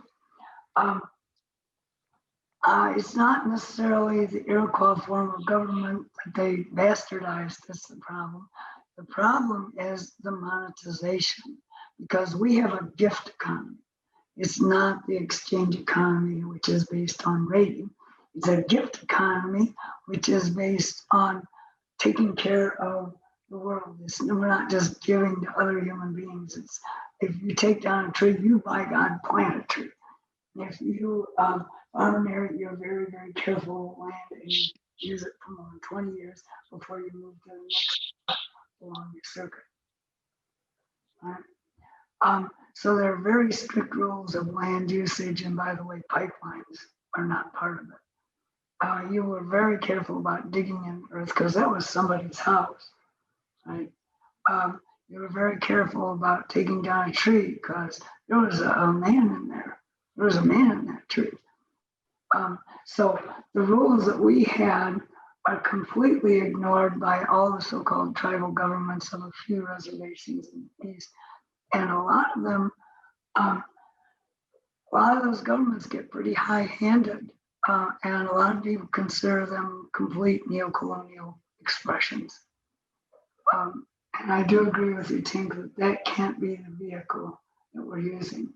There was an African-American woman scholar named Audre Lorde who wrote a wonderful article I recommend to everybody. She was talking about slavery, but she said the master's tools will never handle the master's house.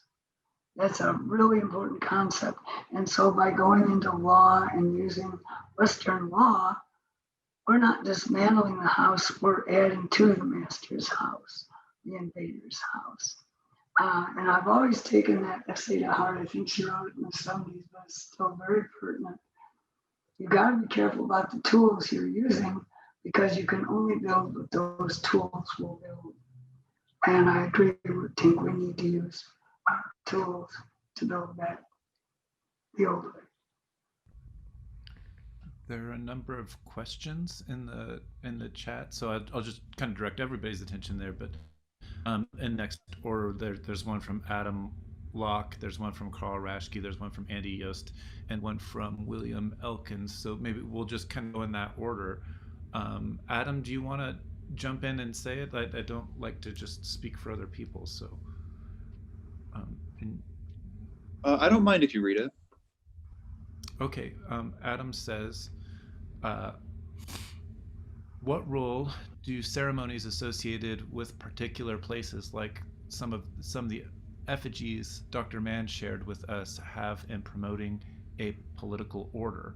How does the autonomy of participating individuals generate political order according to reciprocal dualisms / the twinship model, or twinship principle?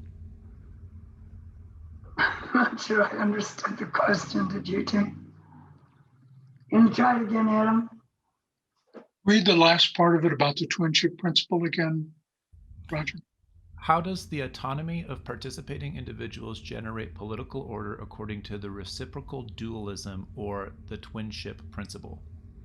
Well, everybody has total freedom. And Tink was mentioning that with the dual chief system. Everybody has total freedom, but you also have total responsibility. Absolutely, yes. So it's not just about, I don't want to wear a mask, I don't have to wear a mask. It's about, wait a minute, grandma over there could get very, very sick. Your first thought has to be your obligation to the people, to the earth, and to everything around you. Your first obligation is not to yourself. So that's how your autonomy works.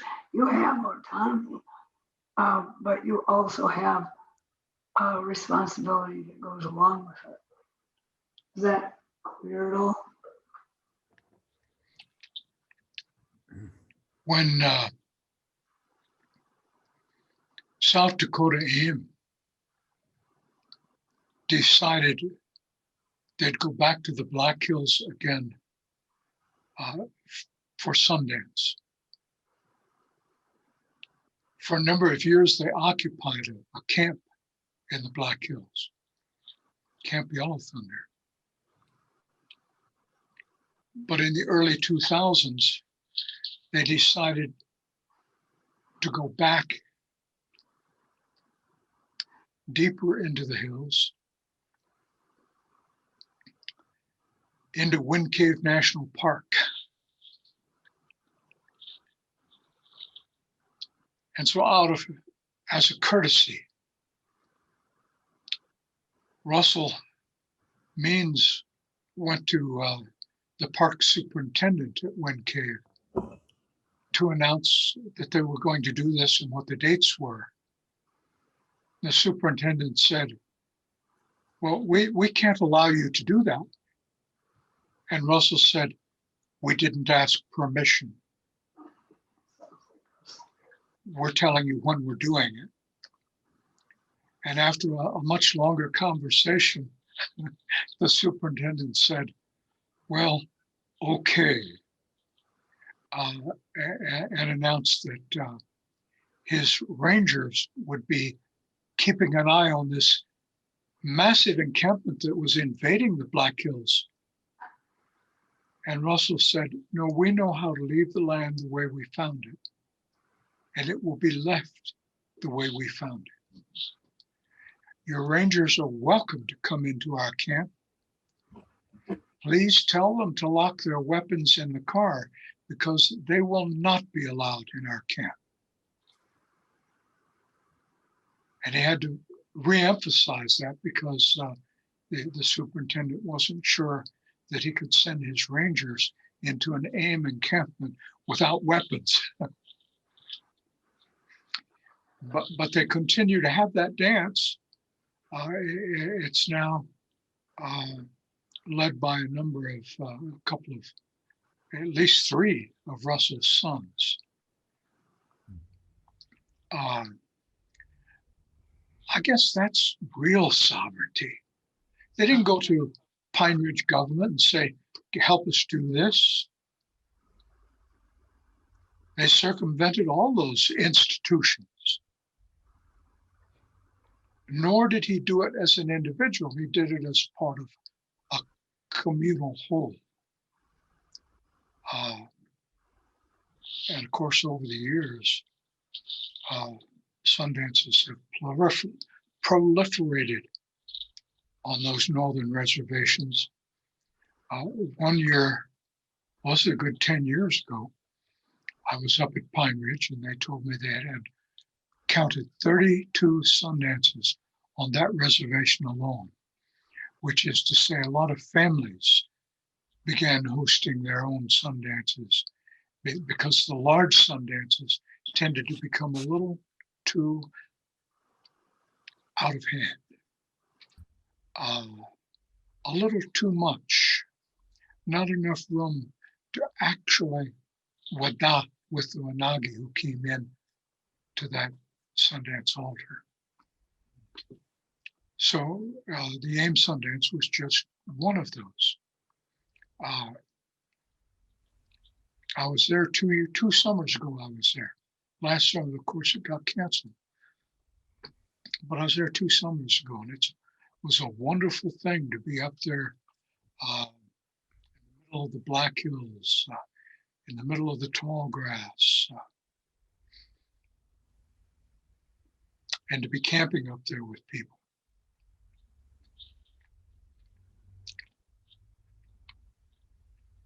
So I don't know if that answers Adam's question or not, but place still matters.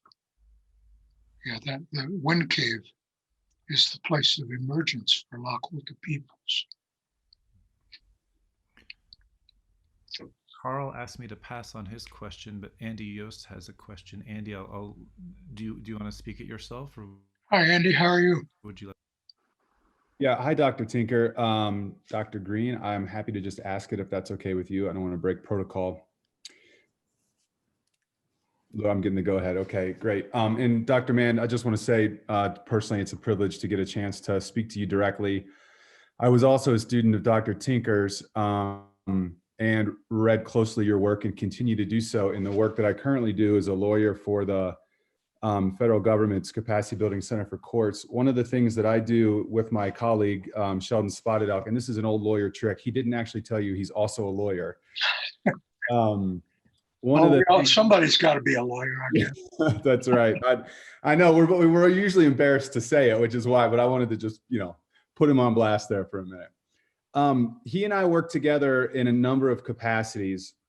One of them is we work with a number of tribes on what's called the Tribal Court Improvement Program. And I realize, by the way, that based on what we've learned today, that's already there's already 1,001 problems with even that set of words. So let me just recognize that on its face. And I'm hoping that for a little bit of charity, so I can at least get a cogent question out and you can address it.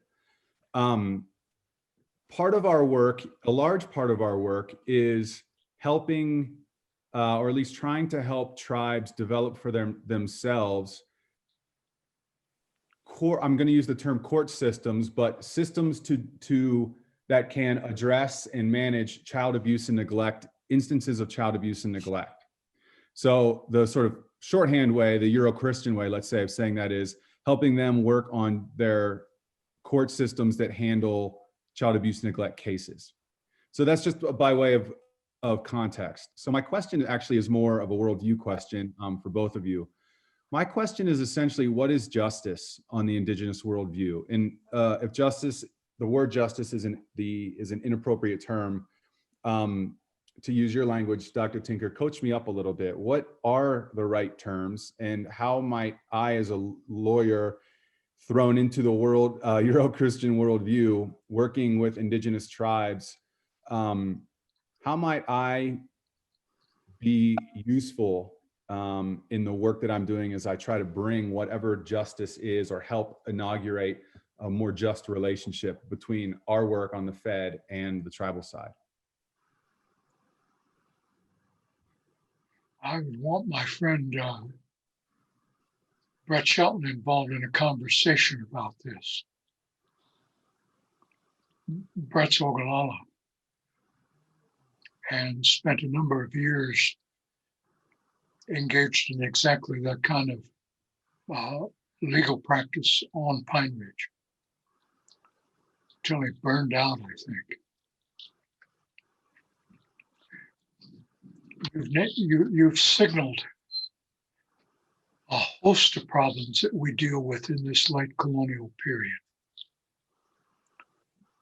Colonialism has not left Indian people unaffected. Genocide has not left us whole. It affects us psychologically, emotionally, spiritually, physically, all those ways. And one of the coping mechanisms introduced to us by the Christians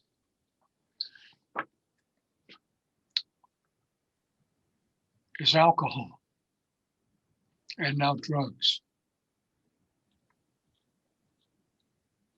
Introduced to us by the Euro-Christians sociologically, but they were all Christians, so we may as well name it what it is.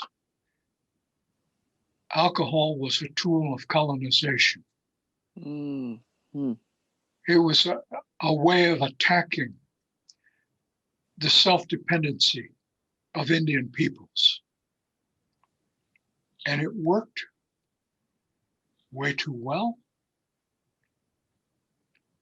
And today, way too many of our people have succumbed to this disease of alcoholism. I spent 30 years, beginning with going into San Quentin prison, going into facilities, federal and state, to visit Indian inmates, almost all of whom were incarcerated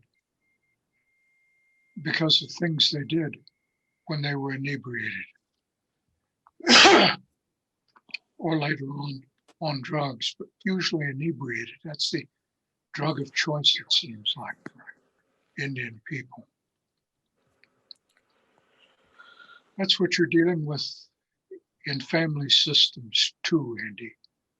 Unfortunately, it's a post-colonial reality that we have yet to get a handle on as Indian people. Not that we haven't tried. We have plenty of institutions on every reservation in every urban community struggling to get a handle on that.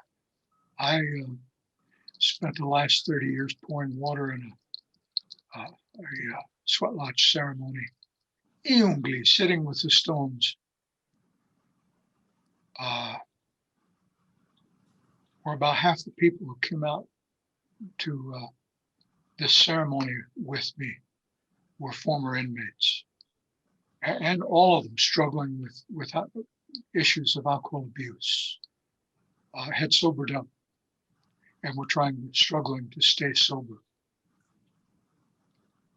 A friend of mine wrote a paper 40 years ago saying spouse abuse is not an Indian tradition.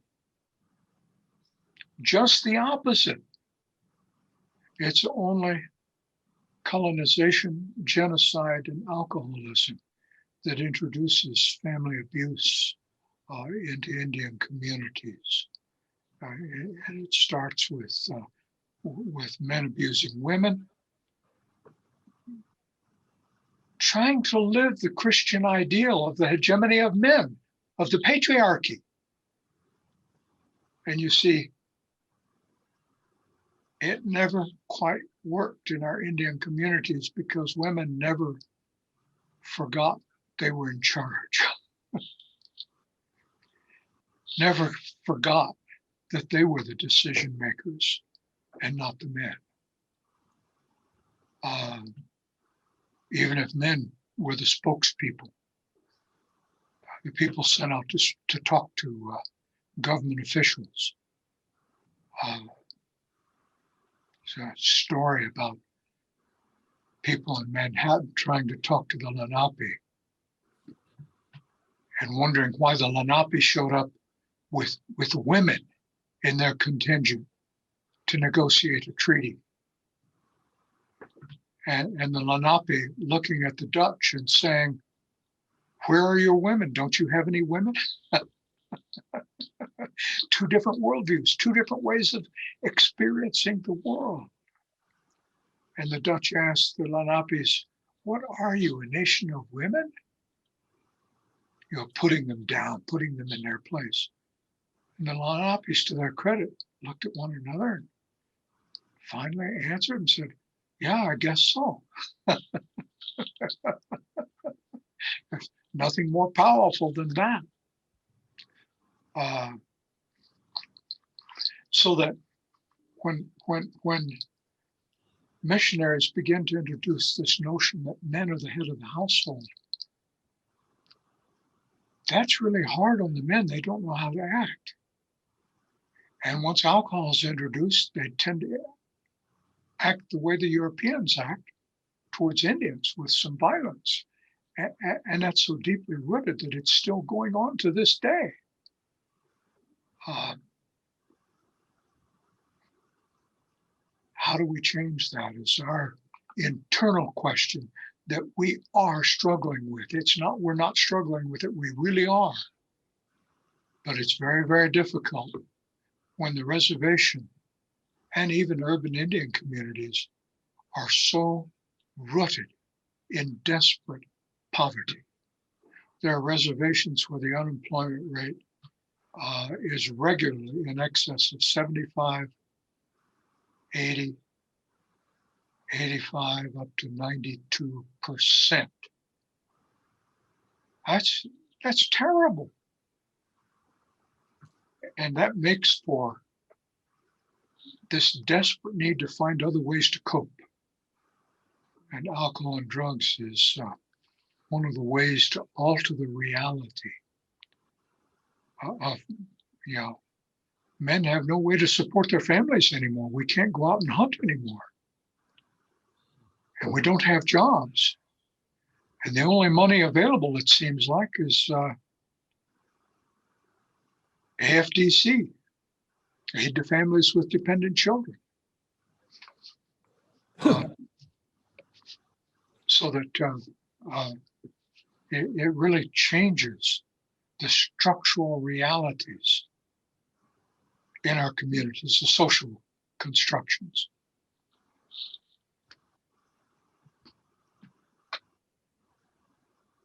Long answer to a shorter question.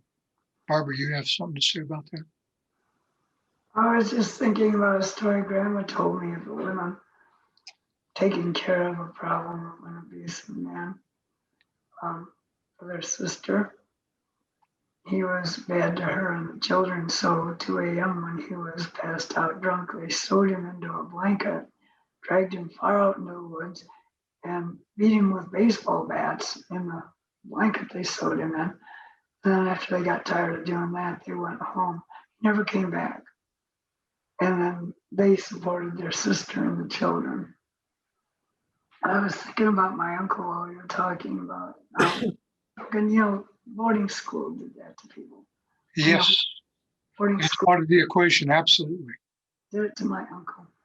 But you know, I remember he would get quite drunk. When he wasn't drunk, he was a great man.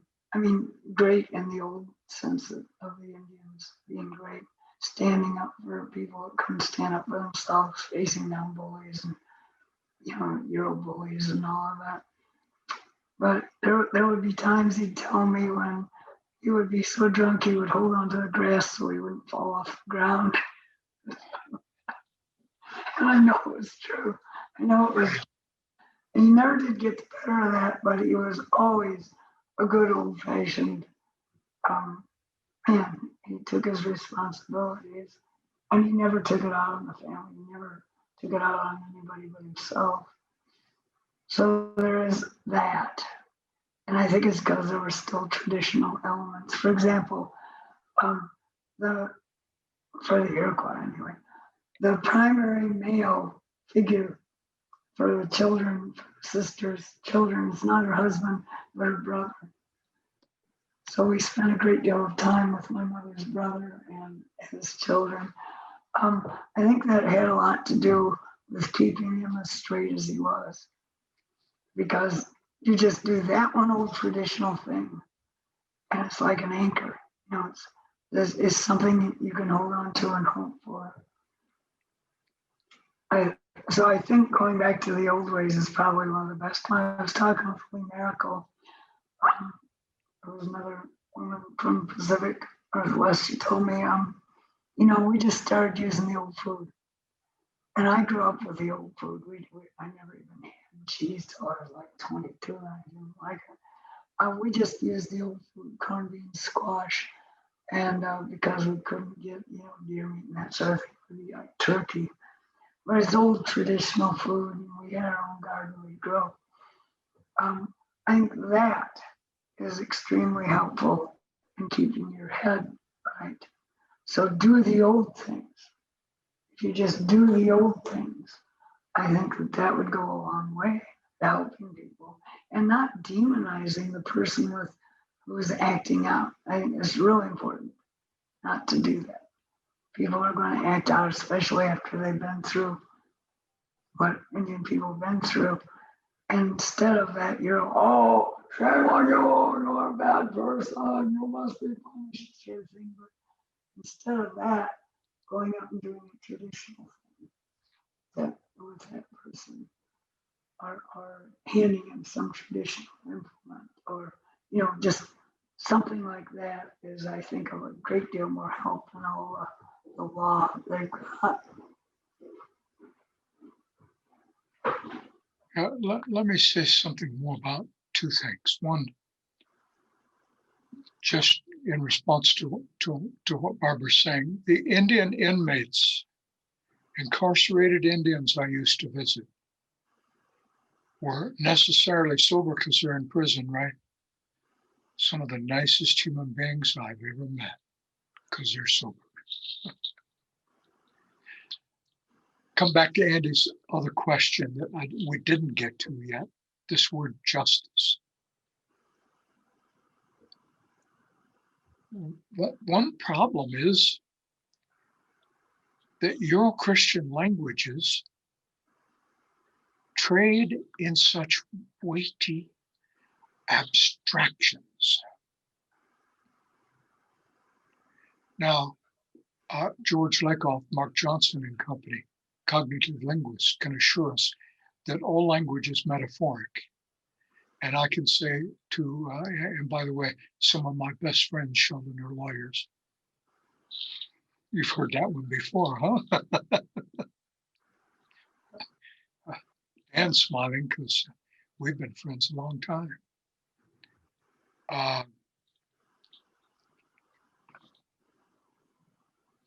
such weighty abstractions like justice, like sin, like evil. We didn't have a word for that in Osage. We only had an understanding of harmony and balance. That's what it's all about. Every individual, every family, every lodge, every clan, every village, ultimately the whole world has to be in harmony and balance. That's the goal, not justice.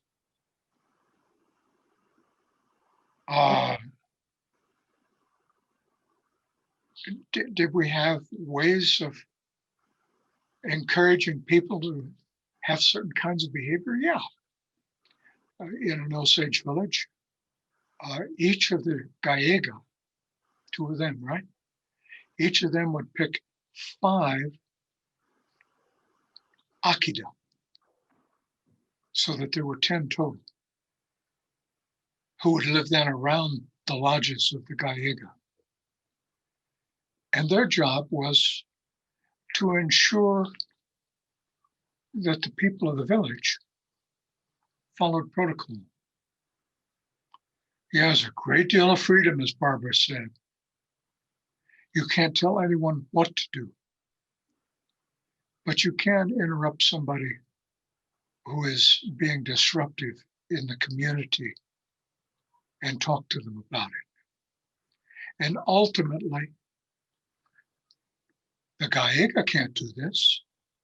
The Akida cannot do this, but the Council of Old Ones, the Onondawaga, they can sit down, talk through somebody's behavior and ask them to leave and find somewhere else to leave. That's pretty awful because no other village will take that person in. So that person is on their own if they survive for a period of a long time until they can come back and make amends. So it didn't happen very often. There weren't murders in Indian communities because the consequences were awful. And under colonialism, when there was a murder, usually it was more like an execution.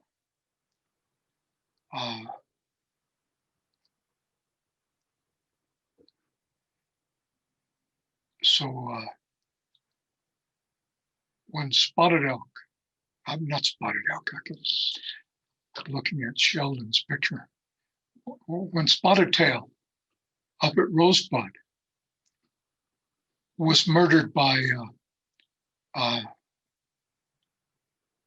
Crow Dog, thank you, I can read lips, was murdered by Crow Dog. Crow Dog knew what he was doing.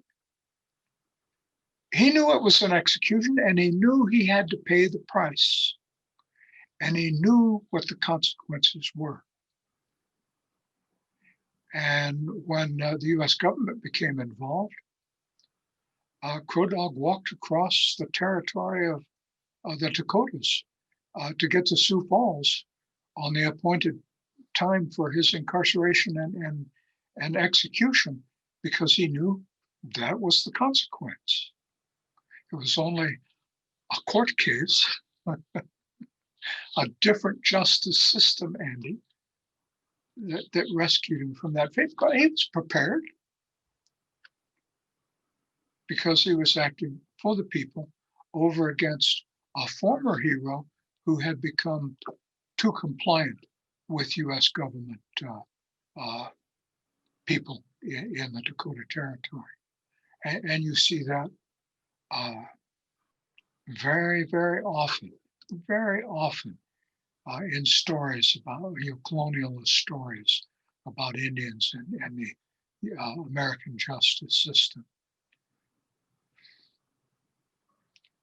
We deal in concretes in everyday, in real world, much more than the abstractions that are commonplace every day, all the time in the Euro-Christian world. And one reason for that is that our languages tend to be verb-based, whereas Euro-Christian languages, English particularly, German exceptionally, are noun-based. Nouns are so important in German, they capitalize all of them. To their credit, there's a pronoun they don't capitalize, the first person singular, ich, that English does.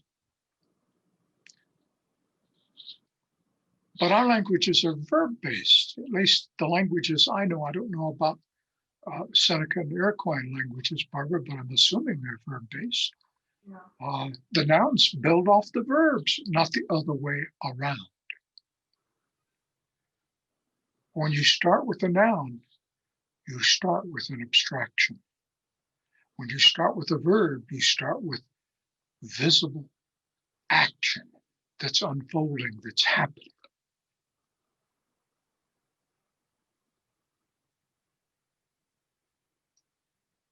So we don't have gods. God's an abstraction. Whether it's God, male sky god of the Christians, or lowercase g God, it's still an abstraction. What is it? I wrote a paper for a sister journal that Carl edits on religion, explaining that Indians don't have religion. Religion's another abstraction. What is it? Control mechanism. Andy was in a class with me, and so was Adam, where we argued whether religion is a real category or not. It was that joint doctoral committee, joint doctoral program seminar on theories and methods in religious studies. Barbara, I didn't mean to cut you off. I didn't mean to cut you off. You were talking. Hakuna.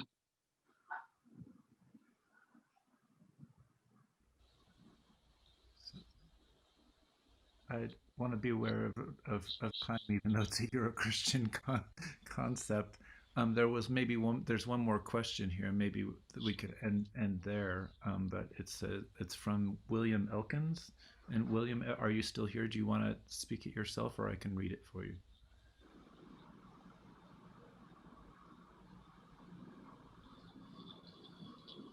Yeah. Oh, he says. Well, he was asking about a song, so let me just read his question here. It says, to our Native American spokespersons in general, and all in general, are you familiar with the Eagles song, The Last Resort? And then he says, if folks aren't familiar with the song, I think it would be appreciated. It complements Dr. Tinker's representation of colonial Christianity. Just read, this is my comment. I don't know. Do either of you know the song?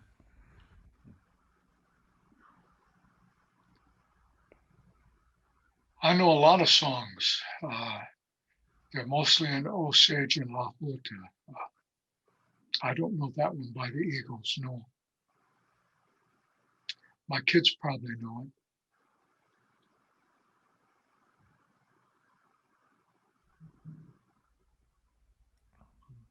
I don't know it either. It's not helpful. Well, that feels like a good time to wrap things up. I wanted to point to a couple more talks. We're hoping that we'll do a talk on this concept of sovereignty again in early February, but we don't have a date. And it sounds like we have Walter Mignolo, who will be a critical conversationalist in January, and we're building towards a conference in April that the New Polis is going to put on the concept of decolonization, and particularly around the doctrine of Christian discovery, or the doctrine of Christian domination, as Stephen Newcomb puts it. So we're always wanting more people to write and contribute to the new polis, and also to sort of build towards that event, and particularly along with that kind of abstract concept of the doctrine of discovery, particularly the issue of land back, the tangible land back issue rather than statues. Go ahead, Tink. Gracie just signaled that we should be careful with the word sovereignty. That's another Euro-Christian abstraction that we don't have in any Indian language. But you're also in trying to track down Glenn Morris to get him to do one of these conversations on the word sovereignty in Native people. Thank you, Gracie. Yeah, and I wasn't naming Glenn, but now that you've named him, Glenn, your name is out there, Glenn.